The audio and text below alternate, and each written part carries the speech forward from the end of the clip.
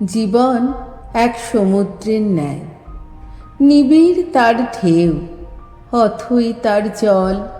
নীল জলে গুচ্ছ গুচ্ছ শ্বেত ফেনা, যেন নীল চাদরে সাদা ফুলের মেলা। জীবনের সুখ দুঃখ ভাঙা গড়া সবই যেন অদৃষ্টের এক খেলা। জলে ছড়িয়ে ছিটিয়ে বসেছে জাহাজের মেলা।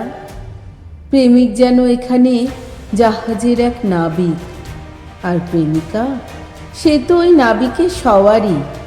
জাহাজে বসে তারা স্বপ্ন দেখে ঝিনুক কুড়োবার মুক্তোর মালা গাঁথার।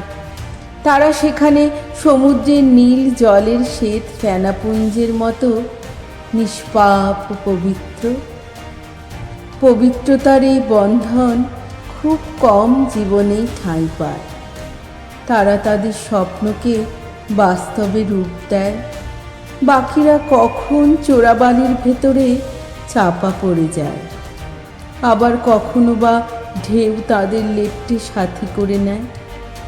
জীবন সমুদ্রে এইভাবে প্রেমিক নামক নাবিক, আবার কখনো তার সওয়ারি হাহাকার করে মরে। কিন্তু সমুদ্র সে থেমে থাকে না, সে তার নীল জল চিরন্তর বয়ে নিয়ে চলে সমুদ্র থেকে মহাসমুদ্রের পথে।